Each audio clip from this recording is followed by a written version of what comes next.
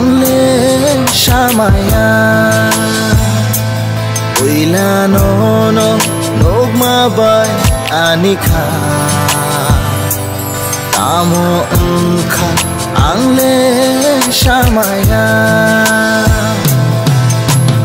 Wari wari kenen gana tu himteke Ayog mayog untiwo ani kapangle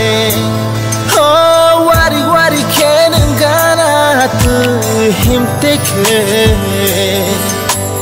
Ayog mayog untiwo ani kapangle Uila no no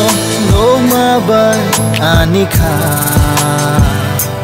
Tamo unka Angle shamaya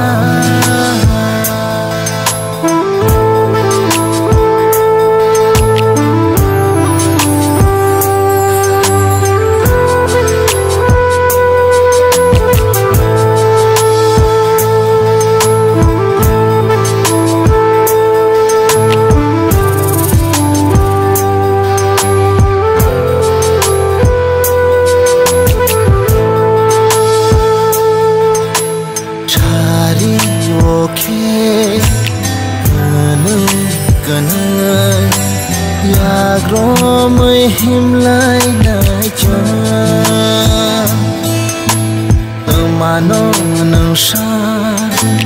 Bebag ninise Og syerekta siya diano Chari okay Ganay ganay Yagromay himlay na Umano ng siya Bebag ninise Og syerekta siya diano Tamukay na'y kay mayanang naitong di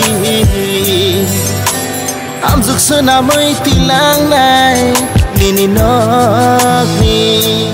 Oh, tamukay na'y kay mayanang naitong di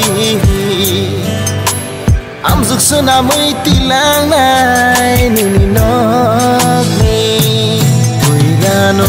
no no mabay anika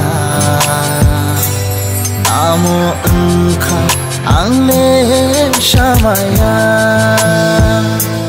Uila no no no mabay anika Tamo unka Angle shamaya Tamo unka Angle shamaya Tamo unka Angle shamaya